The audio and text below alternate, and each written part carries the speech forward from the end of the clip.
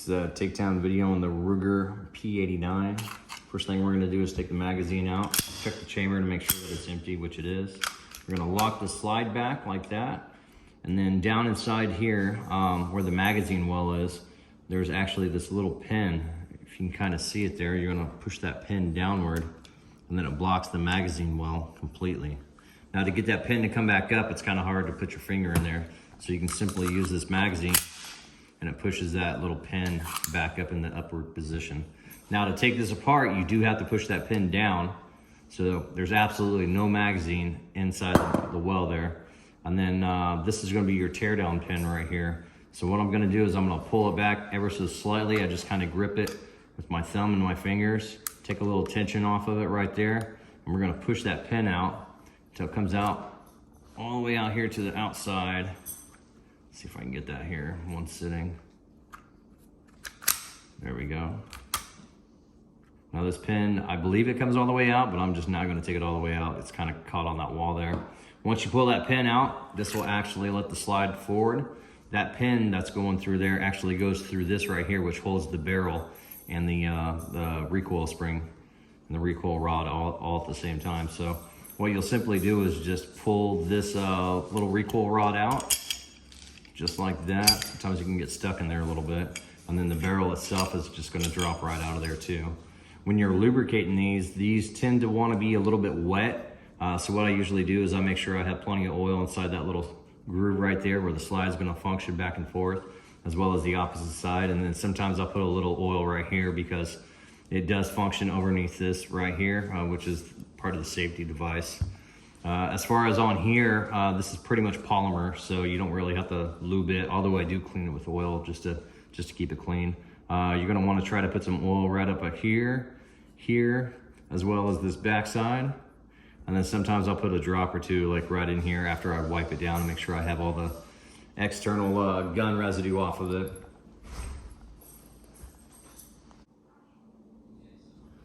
When it comes to cleaning the barrel, I'll actually spray down inside of it with some oil, and then I'll use this copper bristle brush and run it through it and then back out just to get all that residue cleaned out. You only gotta make a couple passes once you do. As you can see right there, it cleans all the grooves out, straightens it up pretty good. I also added a little bit of polish here to the feed ramp so that when the projectile is loaded into the chamber, it actually slides in there a lot easier. A lot of times from the factory, these would be pretty rough, and sometimes they'll even have a lip right here at the bottom, but this one's nice and polished out, so it should be good to go. Reassembly is going to be just as easy. First, you're going to start off with the barrel into the slide. Once you get it there, make sure that this little ring is in the upright position, because that's where that locking pin goes. That's located right here on the side. It's going to slide through there. You're going to insert the guide rod and tension spring. Once you do that, you're going to put it right down into that groove. It's got a little pin at the end of the guide rod. It's going to sit right down in there pretty flat, as you can see there. It's also going to help to push this little ring in the upward position.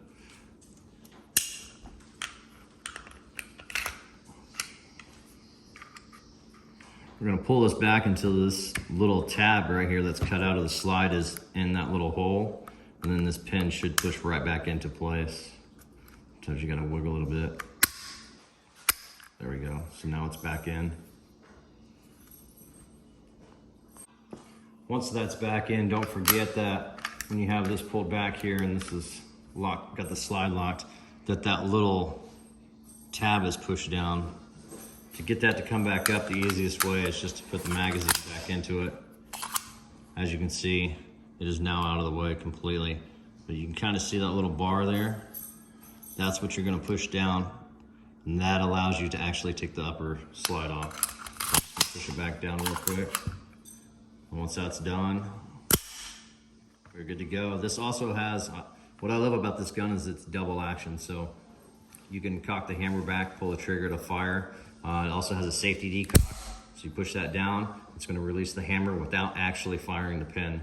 And then another thing is this gun is double action. What that means is you can put one in the chamber, decock it so it's in safe, put it back up and to fire if you need it, pull the trigger, and it's automatically going to pull that hammer back and fire that round that's still in here. So it's a nice feature to have it a round or a live round hot, and then keep it on safe as well, and have that hammer down so you can still conceal carry this gun without that hammer protruding through your shirt and showing a point of contact.